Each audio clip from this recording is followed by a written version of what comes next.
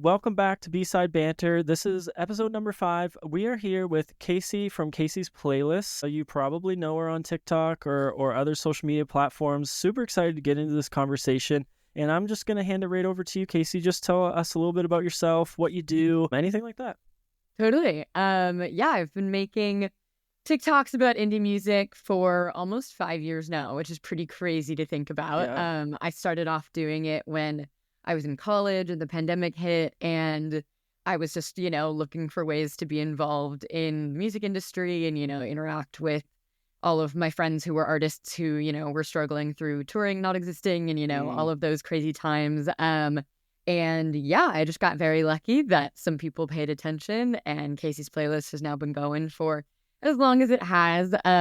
So I've got the TikTok, I've got the Instagram where, I'm posting my videos and New Music Friday updates and all of that. And then I also have my Spotify where I curate playlists for pretty much any moment of life. I think they're all very hyper specific and mood based. And yeah, it's just been a lot of fun. It's been kind of my passion project for the past 5 years, and it's been such a joy. That's awesome. Yeah, I found you. I was telling you before from the guest on the previous episode, I found you through him.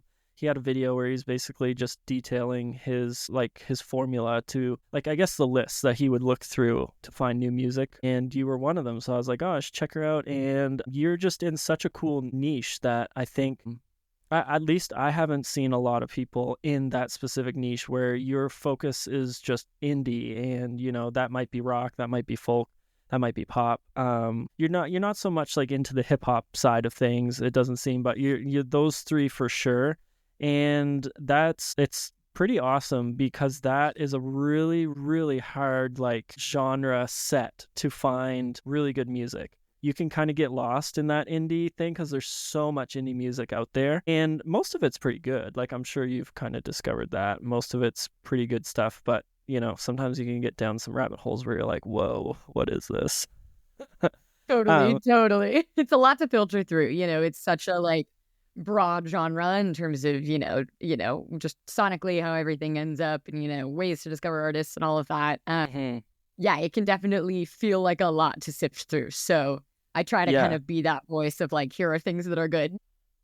Yeah, absolutely. And I've said this to anybody. I actually think most of my guests so far have been all new music people. You guys are so brave and courageous, and you're really taking one for the team because it's so much work and so much pressure to be doing all this Thursday night basically and into Friday. You're taking one for the team, and it's great because I tried to do that at a time, and I was like, I cannot keep up with this. So it's a lot. Definitely for sure. Yeah, I feel like moving to the West Coast has honestly made my life so much easier on that one, because when I was living in New York, it was all of the music would drop at midnight, and then I would have to go through, do all of my listening, which would usually be an hour or so of just getting through all of the tracks that I wanted to listen to, and then editing the video and doing that thing. And usually I was up until 3 every Thursday night when I was living in New York, which was so crazy. And then I would wake up and post it immediately, usually at 7 or 8. And I think that's a lot of what allowed my New Music Friday videos to kind of thrive, was just that they were always up early and they were always consistently totally. But oh my god, did it take a toll on my sleep schedule and everything. It was really not the vibe. And moving to LA has helped a lot because now all of the music turns over at 9 p.m. So yeah, that's much amazing. Easier. I'm in bed by a normal hour. Thank God nowadays. Yeah, maybe the latest you would be, if it's a crazy release time, would be maybe 1. I don't know. Maybe totally. So that's... it's really not as bad anymore, thank goodness. Yeah. Well, I at one point I was living in Canada, in Atlantic Canada, and they're on Atlantic time, which is actually an hour ahead of Eastern. Oh my God. So music would drop at 1 in the morning. So it was can't even do this. Can't do it at all. So... Oh my God, no. I would be quitting at that point. There's no way. I've been that level of effort. That's intense for sure. I know. Yeah, it's a lot. It is a lot. Well, I do want to talk about indie music, and I kind of want you to do a little bit of a deep dive. That can look whatever you want it to be, but basically what is indie? Because I think some people get confused because to some degree, indie is like independent of labels and whatever, distributors, whatever that might mean. But it's also become like a genre at the same time. So like do a little bit of deep dive and maybe a little bit of why you love indie music so much as well. Yeah, I mean, I think the debate of, what is indie music is a debate that's going to go on forever. I think nobody really knows. When I first started my TikTok, I remember it was like such a common comment where I would like post something being like, here's indie music, that I like or whatever. And people would comment being like, well, they're signed to a label. Like, this isn't indie music, whatever. And I would be like, well, but like, I mean, indie music in a broader sense, like in terms of the genre and in terms of whatever, it's like, I think it's a very complicated thing. To me, I definitely view it as a genre more than just like independent music. I think sonically there is kind of a thread through all of it, that, just kind of like means something totally different to me. But yeah, I mean, ultimately indie music can take so many different forms that I feel like it's hard to really define. Yeah, totally. Yeah, and people are like, they get so salty when yes, people on TikTok comments love to be mean for no reason. That is one thing I have learned over time. Yeah, it's so crazy. And then you like look at their a lot of people who love to be who want to be told that they're right or like that they're smarter or whatever, all of that. And it's just one of those things where I'm like, I don't think the debate of like what is indie music will ever be that deep personally. Yeah, totally. And to you, what would kind of like define indie rock maybe, or indie folk even? Like what would, as a genre? Totally. I think indie folk specifically is like very lyrically distinctive to me. I think that's where I kind of find things being in their own lane. I think folk music obviously is like such a broad genre and like has so much history to it in, culture and geography and, all of that. And I think indie folk, especially lyrically, has taken a very like cool approach to things. And yeah, it's just like a space that I think has been really fun lately. I think it's characterized by a lot of emotion and a lot of honesty and rawness. I think I've just like really resonated with lyrically over the past like decade of being an indie folk fan. And I think indie rock pretty similarly. I think there is like a characteristic level of emotion in the lyrics and sonically. I also think it's just like a little bit more kind of toned down from like a big rock record per se. I think there's something that's a little bit more chill, usually a little bit more vibey. It's just, I don't know. I think it takes a different form. And who would be some artists that would be like, because none of this is necessarily going to be mainstream, but like who would be some artists that would be as close to mainstream as you can kind of get in indie folk or indie rock? Totally. I mean, I think when it comes to indie folk, the biggest one right now is Noah Kahan. I think he's really bridged that gap from just into being like a very mainstream artist, who's selling out Madison Square Garden multiple nights and, doing all of that stuff. I think he's really made that transition. But I think even despite that, I think he still makes indie folk music. And I think that's what makes him so great. I think he's a great example. I think Gigi Perez is also really towing that line right now. I think she's one of the most incredible artists right now. I'm such a big fan of hers. Watching Sailor Song like go to #1 was such a cool thing to have happen, because I think it's such a true indie folk song sonically. Absolutely. And it was so sick to see it, get so much recognition and, watch her kind of just catapult from there. I think those are probably the two most obvious examples to me. Yeah, totally. And Noah Kahan was I guess some people would probably debate now, like he's no longer indie. You know what I mean? Like he's just like totally. And I think that would be totally fair to say. I think in my head sonically it still fits into indie, but I also know that that's completely subjective. I think, absolutely, it's I think ultimately up to whoever's listening. And exactly. And I think most of that just comes from the fact that he like his glow up, or whatever you want to call it, his breaking as an artist is probably one of the, like, maybe set aside like somebody like Chappell Roan, it's probably one of the biggest artist breakthroughs that we've had in a really long time. Like, totally. Yeah. he just catapulted himself to the front. He's, like you said, selling out Madison Square Garden. Yeah, and he's been riding Styx season for what feels like 10 years, but it's, he's finding a way to make all that stuff new, and he's, obviously he's got a great team behind him to be pushing his brand and his sound as far as it is. But yeah, it is really interesting, and it's kind of like pushing indie folk back into the forefront of kind of mainstream, where it hasn't been there for a little while. It kind of took a little sleep after like the downfall of, or maybe not the downfall, but after people weren't interested anymore with like Mumford and Sons and the Avett Brothers. It had a really big moment, I think, around like 2013, 2014. Yeah. And I remember joking a couple years ago that it kind of felt like a 2013 revival of indie folk, because it was like, I feel like that was such a big moment for it. And I don't think it went away by any means after that. Yeah, but totally. It just wasn't like really in the forefront of like pop culture as much, I think. Absolutely. For a little lull in between there. Yeah, and it's been awesome to watch that movement happen over the past couple of years. It's been really, really huge.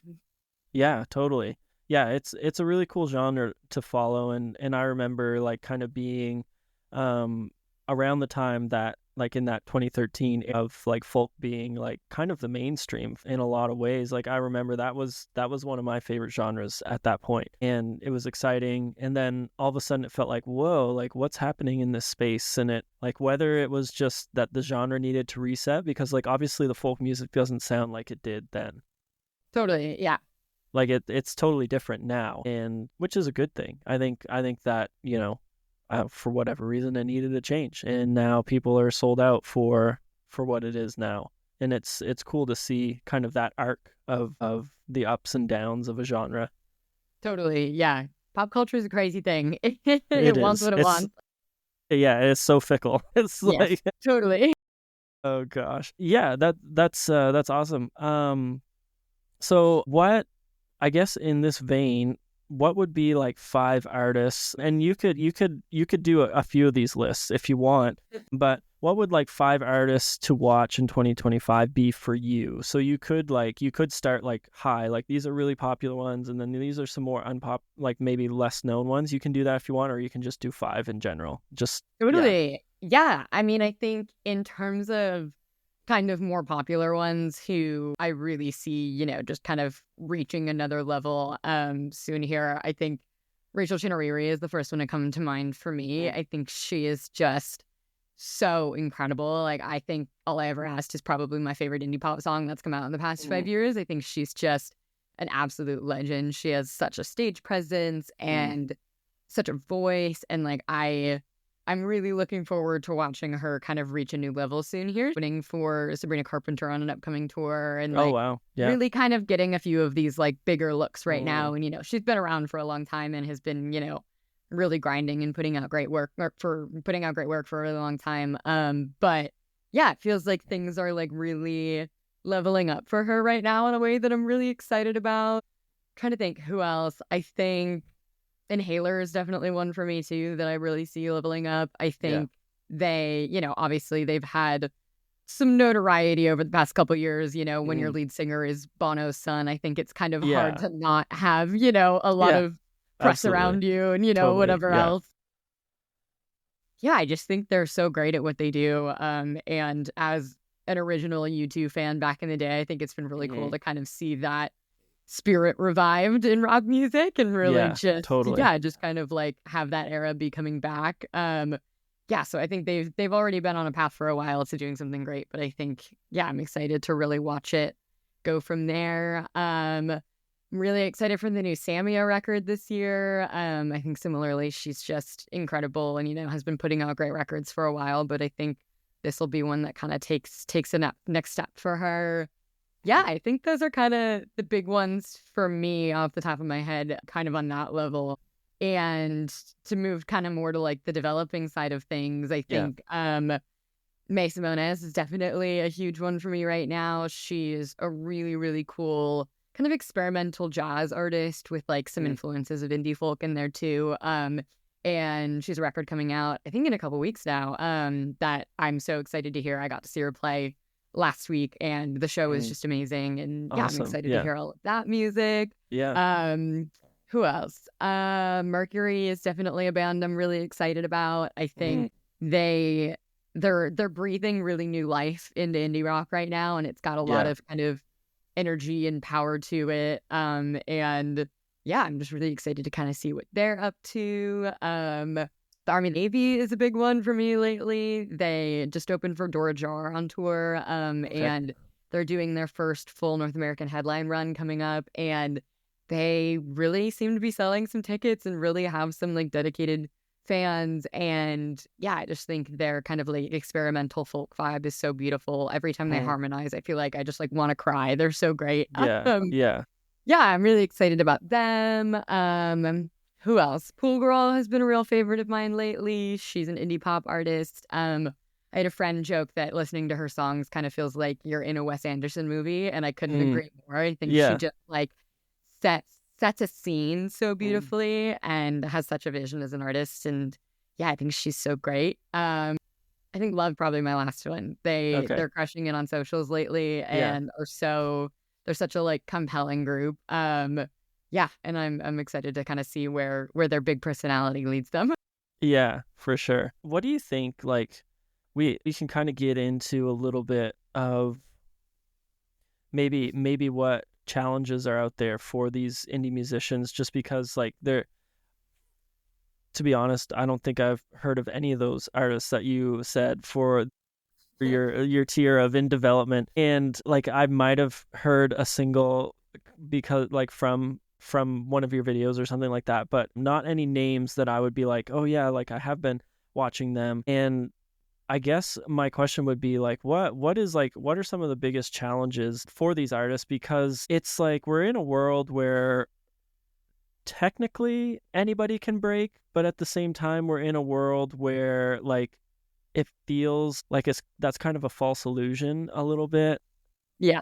So like there does have to be some like pretty like a decent amount of money involved to try to push, whether it's ads, whether it's paying for whatever, we're not naive anymore to the fact that labels like to purchase streams and views on TikTok and stuff like that. So like I guess what would you say in your mind are some of like these challenges for these artists that clearly are extremely talented but just are having such a hard time getting further? Yeah, I mean, I think, like you said, it's a weird situation right now because, with TikTok, it does kind of have that illusion of anybody can break, anybody can have a viral moment, anybody can whatever. And, I think that's just really simplistic. And I just don't think that, necessarily tells the whole story of like what it is like to be an independent artist right now. I'm not one myself, so I can't claim to, be the spokesperson on behalf of all indie musicians, but in my conversations with people and in my own work outside of TikTok also, I mean the biggest thing, number one, unsurprisingly, is just money is a really important thing. And it costs a lot of it to get music made. Producers are expensive and mixers and masters and all of that. Like it all costs a lot of money to get a project off the ground. I think it's a lot more expensive than a lot of people realize it is, just to even get a song made.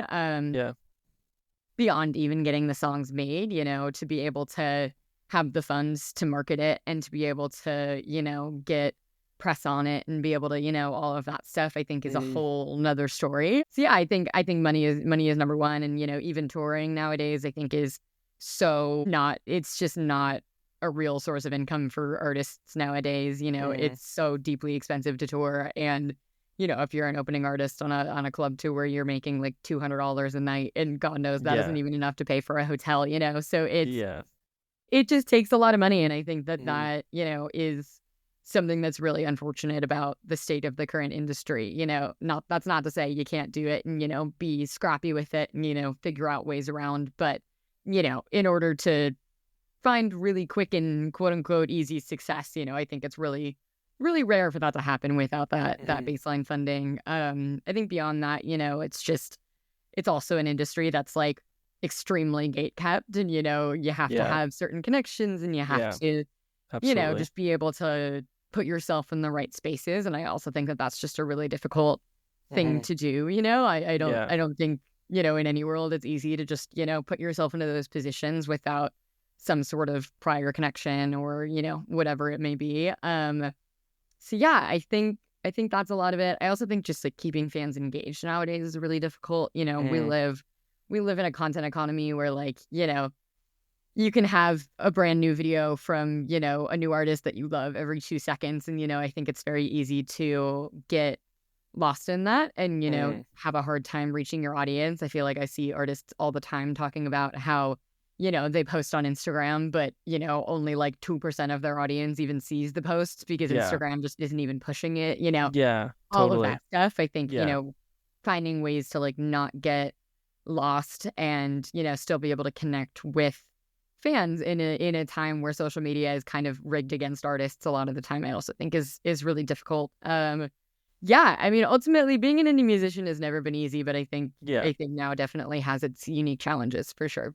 Yeah, totally. I think that it's just, it's getting, and maybe one of the challenges is like the mental hurdle of like Totally. thinking that it's going to be easier than it is, and thinking that at any moment you could have your break or whatever, Mhm. when in reality the break actually takes a lot of like little mini things all at Totally. once, and like it's kind of a snowball thing. And it's one of those things where um I guess I just feel bad for artists, and feel like things were maybe easier at a time. And I think it's one of those, like, yeah, there's certain things that are easier and certain things that are harder, and I think that's probably just the reality we live in. But yeah, indie music has always been something that's really interesting to me, and for a long time I felt like it was really like centralized in cities. Like certain cities would have like a genre like really breaking, and like you think of New York, or you think of, Anaheim for like the really like crazy kind of grunge-ish like alt rock in like the, I don't know, 2005 to 2015. Totally. Yeah, Like you think of like there's the all Strokes in the 2000s in New York, and yeah. yeah, totally.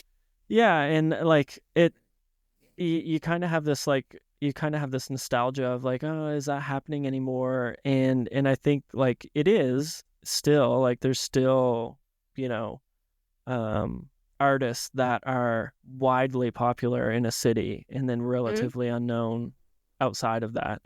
Like a bigger artist that would kind of come to mind for that would be like Kurt Vile in Mhm. like Philadelphia. Like he's Yeah, like totally. he's like a legend there. And it's like, for the most part, he is like he has a very interesting sound. So it's not like it's not like a mainstream sound, but like for how popular he is in that city, you would think like, oh, this popularity probably carries somewhere else. And it's like, no, not really. Like not as much. Like he's still pretty popular. Like he's still doing great. Totally. Things can just be like very centralized in one place, Yeah. and it is interesting. Yeah, totally. Yeah. Are there any like, do you kind of keep up with some of that, like any like emerging like scenes, like not as much like an individual artist, but emerging like multiple artists that are, or like a genre that's really exploding somewhere? Like, do you keep up with any of that stuff? Totally. Yeah, I think especially I lived in New York for 6 years before I moved to LA about a year and a Mm, half ago, and so I've I've lived in two very music centered cities, yeah, that kind of absolutely. have very vibrant and thriving scenes of their own. Yeah. And yeah, totally. I mean, I feel like I'm at shows almost every night, Mm, just seeing mm-hmm. what's out there and meeting new people and just kind of like putting myself in wherever the scenes are happening. Yeah, and I think totally these local scenes aren't ever going to go away. I think there is something Yeah. so special about, having a local community that really rallies behind a band and being able to go and see them and, all of that. I think that's something that is just so magical and perfect that I really Yeah. hope it never goes away. Yeah, for sure. And yeah, I think it's totally something that's huge in the indie music world nowadays. Yeah. No, that's awesome. I'm in Nashville, so it's like I'm in the like kind of removed city from Totally. LA and New The one York, in middle where America. yeah, where it's like country. Well, there's a lot of folk here too, but There's a lot of great indie music in Nashville too, there I will is say. there It's got is its yeah. own scene for sure. It does. Yeah, it is.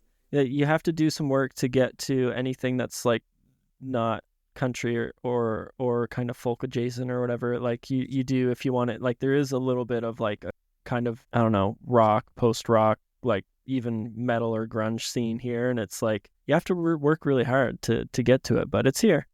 Totally. Yeah, for sure. Yeah. Let's maybe move on a little bit, and it's all kind of in the same vein here, but like when it comes to new music discovery, I guess because this is really your thing for sure, and especially because you're nailed down into a niche, it's even more like you're doing, I think you're doing more than the average even music reviewer that is like just looking at their new Music Friday thing, or like looking like you. I feel like you're doing like a little bit more research. You're almost like making it your mission to try to discover people that would never even be on your radar potentially. Right. So I guess maybe just talk a little bit about that, what you do, why you think that's really important to kind of get the word out for people to hear these new artists, and how we can kind of do our part as people that probably will never do as much work as you in this. Totally. Yeah. I mean, it's obviously just like such a passion of mine to, help artists in whatever way that I can. As a music fan, I think there's nothing more exciting to me than knowing that like I can help music that I love get heard. I think that's just like always kind of been my thing. I think it's such an exciting, just like position to be in, especially having my TikTok. And yeah, I mean, I think in terms of what everyone can be doing, I think there are so many small things. I think, whether it's following an artist on Spotify so that you always know when they're releasing, or engaging with their content on social media, or going to shows and buying tickets, or, whatever it is. I think there are so many ways to help, even without, necessarily promoting songs anywhere or like spreading the word or whatever. I think it's really a lot easier than people might think. And I think that those kind of small little steps, just like end up making a lot of impact. But yeah, I mean, ultimately, I try to just be here to make music I love get heard, and it's been really cool getting to do that. Yeah, absolutely. I'm sure it really has it. And I'm sure to some degree, like it's almost become like, I guess for myself, I should backtrack a little bit. Like whenever I've been in that space of trying to discover something new, I've always kind of felt like the chase and finding somebody that you're like, I really love this music, it becomes almost addicting. Like you just want to keep doing it, and you want to just keep finding new music, new artists that you love and that you can really relate to. I feel like that's something that drove me for a while. Now it's just so overwhelming because there's so much new music, and it's like it's so hard to even at times kind of go through that. And like obviously time is a thing, but yeah, I'm sure for you, like you just love that pursuit and that chase. Totally. Yeah. I mean, ultimately there is a selfishness to it. I like finding new music that I love. Yeah. I love finding things that I resonate with, so as much as I'm discovering new things for the sake of, the platform and, bringing things to TikTok or my playlist or whatever, I think it's also just that I want to listen to new things. And so, this is kind of a means for me to do that, which is also great. I think the things kind of go hand in hand in a nice way.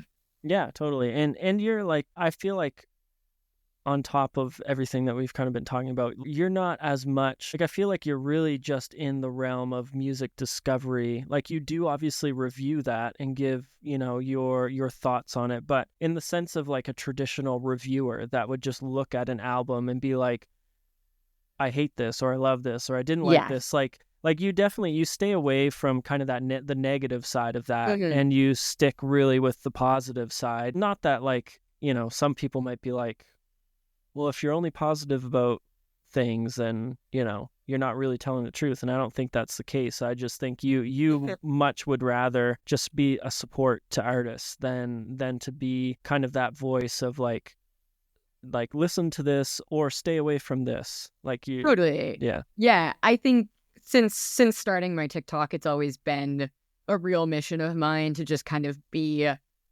positive, or have a positive impact, on the industry. I think there are so many people out there writing reviews and, saying they hate a certain album, whatever. That's what Pitchfork's for. Like, I get it. Like, I understand why that content exists totally. And, I think it has its own merit. And I think that, being able to look at, art critically is, a whole nother thing that is also completely valuable. But, Yeah. in terms of just kind of what energy I wanted to put out into the world, I think I just didn't ever really want to be the person who was putting up a video purely because I wanted to like say something was bad. Like, I just don't think that that's really in my personality. So yeah, I mean, I think there's plenty of music that I don't like, and all the time I will listen to an album and I'm like, that was fine. Like, I don't really want that, or I'm never gonna listen to that again, or whatever. But I think for me, I would rather just not say anything about that and use that space and time and energy on uplifting something that I do like instead. I just think for me personally, that feels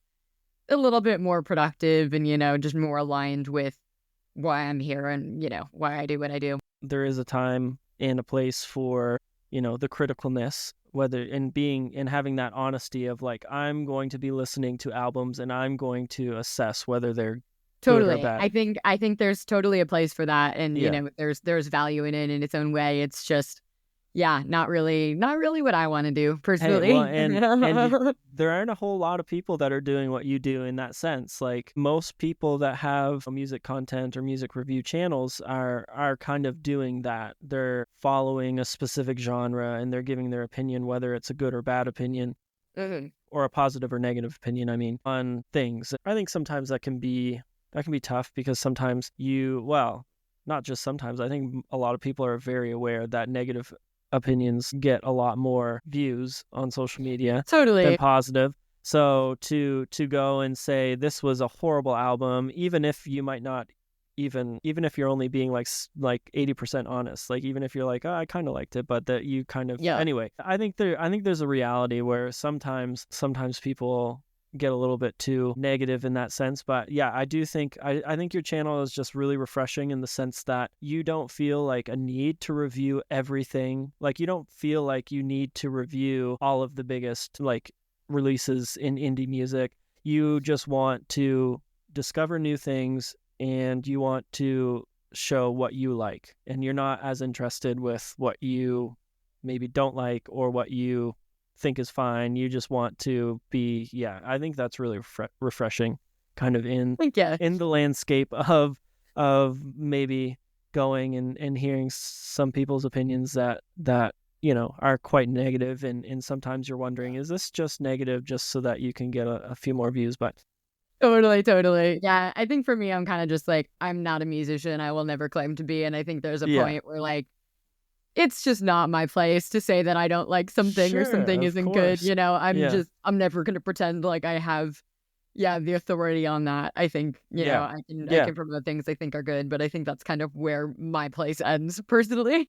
Yeah, absolutely. And I have existed in that space, and like, I find that like, who am I to, even though I would say like, this album wasn't that great, or like, I didn't like this song at all, or whatever, who really am I? Like, what authority do I have at all to I'm make like, I don't have a number one album. Like, who am I to say what is a good, at that point, it's just. And even if you have a number one album, most artists are like trying to be supportive of other artists. Totally. Like, most artists aren't going to speak negatively about that. Like, but anyway, like any critic in any industry, it is necessary, because you do want there to be some form of accountability, but at the same time, it's like, not everybody is going to be in that space. So, and that's fine. Let's maybe, you kind of touched on this a little bit, but to maybe wrap up, let's look a little bit at some exciting releases already in 2025, and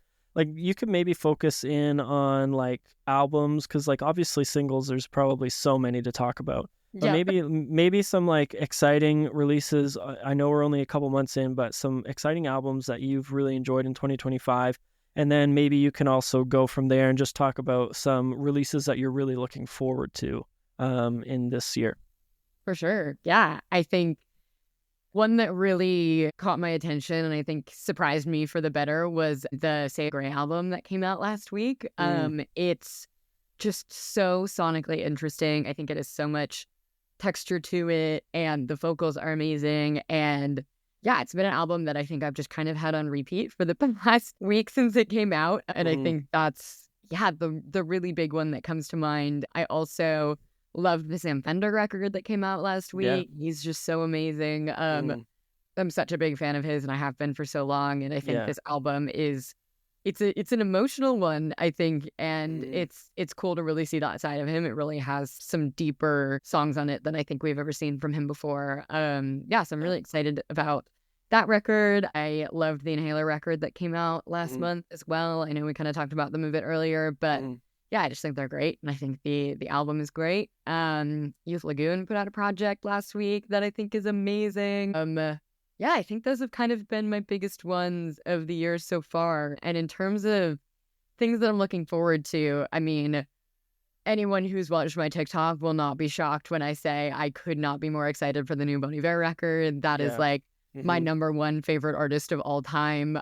Yeah, So absolutely. that announcement coming is just like the most exciting thing ever to me. And we kind of got the first half of the album already with the EP in the fall. But yeah, I loved the first official single that they put out a couple weeks ago. I think it really, it's cool to see a happier side of Justin Vernon. I'm loving this era for him, and I think it's just really beautiful and fun. And it kind of reminds me a lot of his stuff with his Project Volcano Choir from a while ago. It's just, it's such a great energy to it. I'm really excited about. There's a Blondshell record coming out this year that I'm really excited to hear. A Japanese Breakfast record. Yep. That one, I feel like the title is just like meant for me, for melancholy brunettes and sad women. I think it's just perfect. I'm really excited to hear it. I'm really excited about the Hannah Cohen record that's coming out. I've been really impressed by the singles so far. And yeah, I just can't wait to hear the whole record. There's a Runner record coming out that I've actually already heard that is so amazing. And I can't wait for that. Yeah, I think those are probably the big ones that are coming to mind. But there's so much. I think 2025 is going to be a really big year in music, and I'm excited for it. Yeah, totally. Yeah. And I've talked about this with a couple of my past guests, but a lot of like the mainstream big time heavy hitters released in 2024. And so like some people and even I am kind of like, oh, well, that means like that's going to be like what's going to be happening in 2025. But I think probably from your standpoint, you're thinking like this leaves so much room for an artist to kind of make their mark potentially. You know, if all of these other artists have already released, that would take up a lot of space in people's minds. Now there's all of this room for somebody to come out and put out something really great and it to get to more people. Yeah, totally. I think, the industry is always ebbing and flowing in that way. And yeah, I love to see moments where artists are really able to get their flowers. Obviously I think from last year, everybody talks about Sabrina and Chappell, especially after the Grammys. And, I think watching them both get that level of recognition after they both, have been at this for like a decade, I think it is really cool to watch things just kind of come together in that way for new artists. And yeah, just like see people's dreams come true. It's such a cool thing. Yeah, absolutely. Absolutely. If this is something where like, if you didn't like this album, you can just say no comment if you want. But I'm curious, there was a lot of buzz around the whole like Ethel Cain album that came out. I don't know if that would fall within, because like it was kind of a very strange experimental album for sure. Yeah, I don't know if that would fall into the realm of what you listen to, but I'm just curious if you did listen to it. I think I have so many thoughts on this record. I feel like my brain could just like explode on you right now. Go for it. Yeah, I mean, I think Ethel Cain is obviously like one of my favorite artists that's come out of the past couple of years. I think she's just incredible. And I think something that I always think about with especially emerging artists who, have, I guess, kind of like so much ahead of them, like obviously she's had Preacher's Daughter go really crazy. And then, it was kind of a question of, what's going to be next. I think something that I always respect a lot is when an artist is able to like really stand on business and like know very clearly what their vision is and what they want and stick to that. I think along the way, I'm sure 15,000 people told her that this was a fucking crazy idea and, this record was going to go nowhere or whatever because it's so different from Preacher's Daughter and, it's a completely different energy and it didn't really have, traditional singles in the way that, it didn't have an American Teenager or whatever, all of that. I love the fact that she really stuck to what she wanted to do, and she knew how she wanted the record to go, and she didn't really let anybody tell her otherwise. And do I think it's a record that I'm going to listen through all the way through all the time? No, I think I listened through it once, and you know, I've gone back for a couple of the tracks since then, and you know, done some listening on that end. But you know, I don't think it's a project I'm going to listen through all the way through, and I think that's okay though, because I think she's so smart, and I trust her vision, and I think this fits into a bigger picture that we probably won't understand for like another 5 years. And sure. Yeah, I always kind of just expect my favorite artists to kind of be smarter than me and have a longer term vision than I do. I think oftentimes people are quick to criticize things before the full picture is there. And I think whatever is coming next for her is going to make all of this make sense.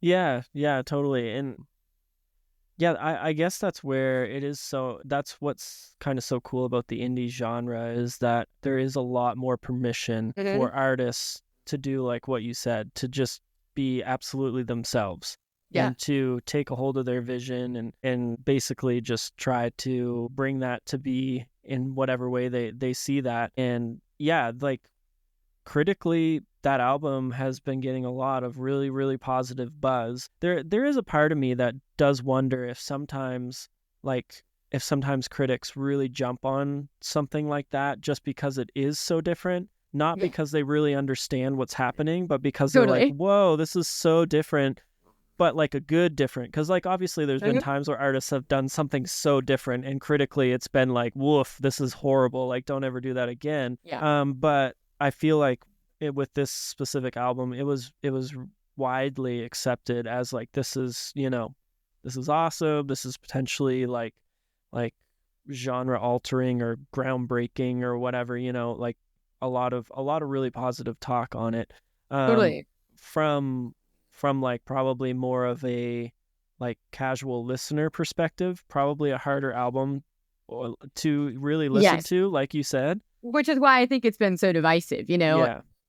It's the type of project that I think you really have to sit with and understand. And a lot of passive fans, you know, listen to American Teenager once, and that's why they're there. You know, obviously they're never going to get this record, and that's totally okay. I think that's reasonable, you know, not to speak on behalf of Ethel Cain, but, you know, I think that's understandable from my perspective. But yeah, I think, like it or not, I think she did something interesting and she did something different, and I think she knows what she's doing, and I can't help but respect that. Yeah, absolutely. And like you spoke on another, like I can resonate with you saying Bon Iver is one of your favorite artists ever. I would 100% agree with that. An artist, there's only been a handful of artists that I've followed for pretty much their whole career who've been around for, you know, 20 plus years, and Bon Iver is one of them. And he's an example of somebody that has done some drastically different stuff. Yeah, that totally. A lot of his fans that like loved For Emma, you know, obviously his next album was perfect because it was relatively the same. Yes. But then you move from that to, I'm such a sucker for not knowing album names. I can see I can see the album cover. I'm so visual. I can see the album cover. I'm so the same way. I will never remember a song title or an album title, but I can draw the cover for you always. Yeah. But then going to 22 a Million is like, what in the world like is this? I remember so vividly. Bon Iver has been like my holy grail for as long as I've been a music fan, and I remember so specifically in high school. I was a senior in high school when 22 Million came out. And I remember it was a whole event where he was headlining his festival in Eau Claire. And it was the first time he'd played a show in years. And it was a whole thing. And everybody knew it was probably going to be, you know, announcing the album and whatever. And he played through all of 22 Million in that set. And I was watching the live stream like on my laptop in high school. And I remember there was like so much anticipation for that moment. And I remember being like, oh my God, this is going to be the best thing ever. Yeah. And I remember listening to that set of him playing through all of 22 a Million and just being like, what is this? Like, I was so deeply confused. And I was like, I don't know what's going on. Like, I don't think I like this. Like, this is weird, whatever.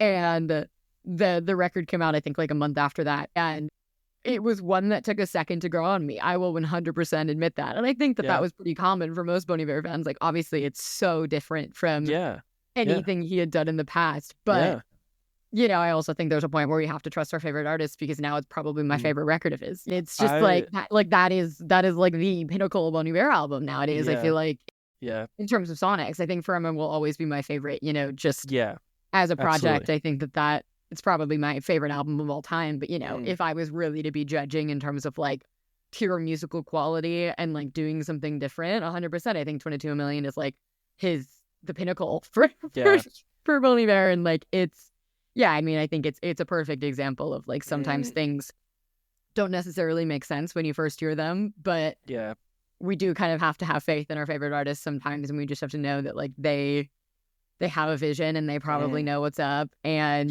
it may not be your favorite thing right now, but it probably will be at a point. I'm like 100% there with you. It basically was like, this is the worst album ever. Like, totally. When I heard it, I was like, this is so it's just bad. Like, there is so much about it that just like structurally and sonically makes zero sense. And when you aren't used to listening to something like that, it is deeply jarring, especially when you're coming off of Bon Iver's self-titled, where like you were listening to Holocene and Wash and whatever, you know, and it's just like to go from that to that is like craziest job. It ever. absolutely is crazy. But I'm also there with you in the sense that I love that album now. And if like, I do think that, you know, some people still aren't there with that. And that makes sense. But I do just love experimentation. And I feel like at the moment I wasn't ready for it. Like you said, I just wanted those Hall moments where it's just I like was ready the most for a beautiful record. Yeah, it's just so beautiful, and you're like just feeling like you're floating the whole time, and you're like, this is amazing. But then now, like, that's probably the album that I go back to. Just love the emotion that he was able to bring out of some of those sonic like weird things that you were like, I don't know what this is then. Totally. And now you're like, what a genius. Like, this guy is a genius. And it's because you can see how what he did there, which that album was 2016, right? Yes. 2016. So. And you can see what he did there and how that just, like, there's so many things, so many artists, so much of pop is just totally that. It's just all that. And like, obviously the indie scene, the folk scene is really all there as well. But he, like, in a lot of ways, he pioneered that in a similar way. Like, there's these big bands that do that. And at the time, they don't necessarily get their flowers. Sometimes they do, but a lot of the time they don't. And then later on, people are obsessing over them. Like, you can see that with, you know, obviously Radiohead was really popular at the time, but now you're getting all this resurgence of people obsessed over Radiohead, and it makes, you know, original Radiohead fans really mad because they're like, oh, come on. But it's like the reason they're doing that is because they're seeing that, whoa, this band has changed everything. If this band wasn't around, music as we know it wouldn't be around. The Pixies are another example of that, going back further. Like, you can just keep doing that, right, over and over. And it's very cyclical. Yeah, it is.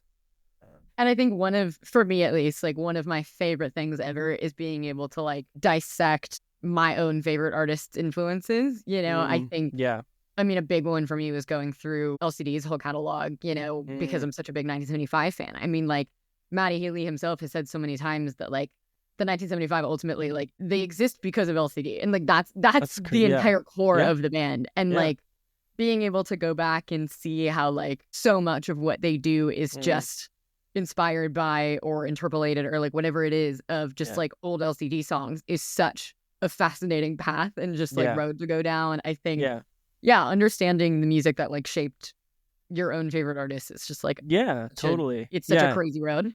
It is, and a lot of those great artists, like, you don't really see that, like, because nobody would listen to the 1975 and be like, they sound exactly like, you know what I mean? Like, they sound exactly like they don't sound LCD. like an LCD cover band. But if you really listen to a lot of their songs, like, it's extremely obvious that LCD is the backbone of that band. Yeah, totally, absolutely. And it's really cool. Like, to see these things and I think now I do wonder if the reason why, like, kind of coming all the way back to Ethel Cain, not, and I'm not like, I thought that I listened to it and I was like, I don't fully understand this. I think that it's great, but I don't know. And I'm not going to make an assessment on it, but I do think why a lot of the time now critics really jump on that, and you almost feel like it's gotten to the point where you can almost call when an album comes out and you'll be like, Pitchfork is going to give this over an 8. It's going to be on their trending you album. know exactly. Yeah, and I think it's because there's kind of this fear of like, I don't want to like not give this album its due, because in 10 years I want to be the reviewer that people look back and they're like, hey, Pitchfork knew that was a like thing. They knew this was great. Totally. Yeah. I mean, I think this is so much of why I don't do like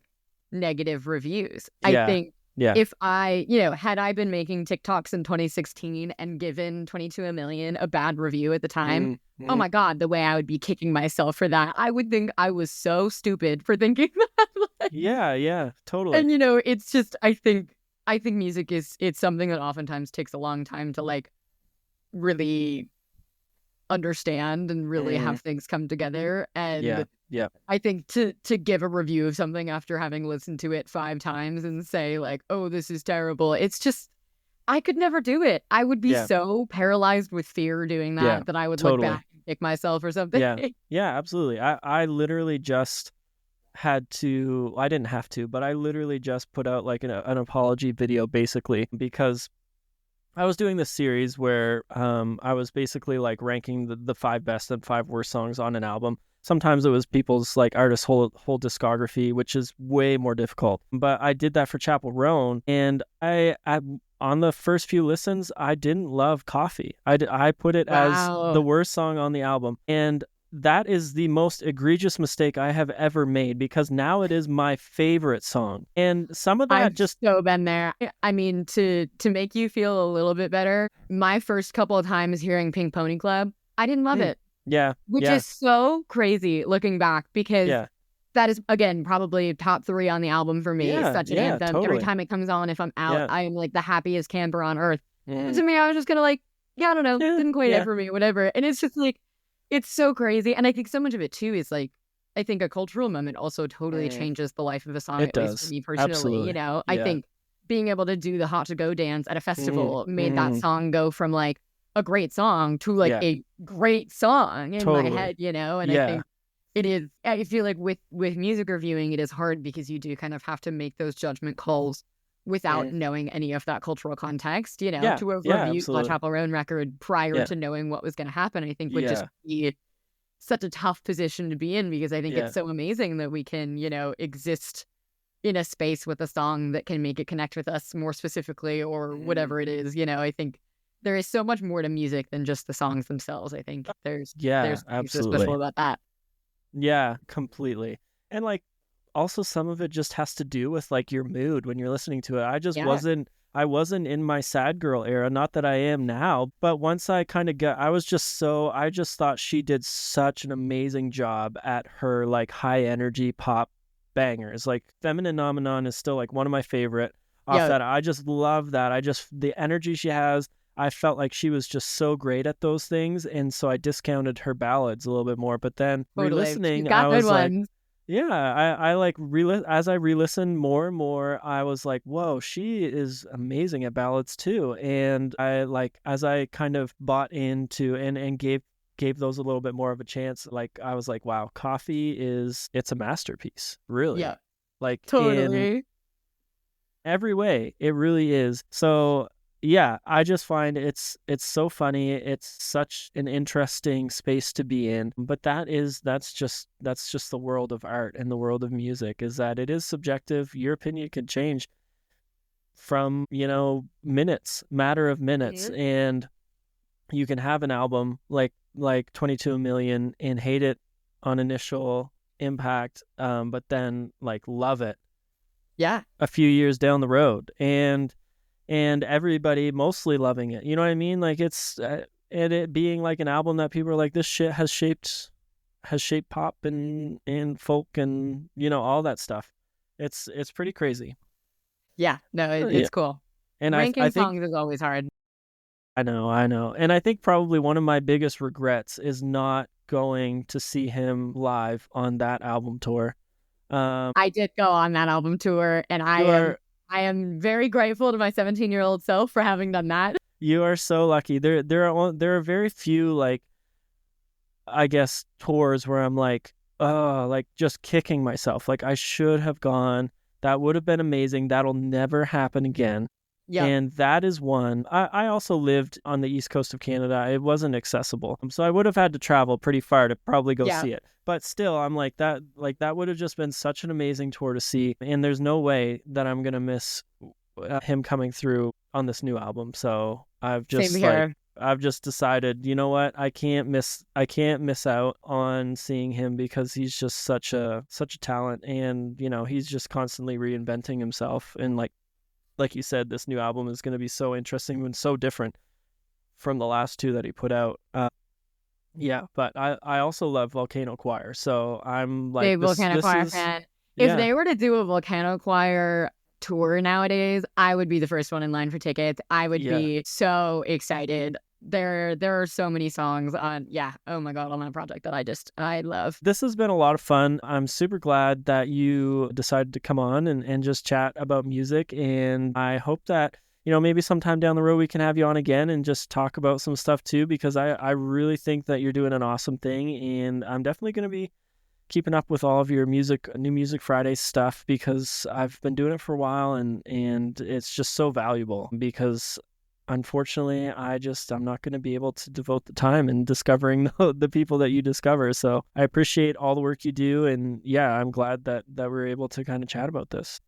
Totally. I mean, thank you so much for the kind words and for having me. This has been so fun. Yeah, hopefully we can do it again. Awesome. Yeah, I hope so too. So if you guys are listening and you don't already follow her, go follow Kasey's playlist and come back next week. We'll have another guest on and we'll just be chatting it up. So thanks for listening, and we'll see you guys later.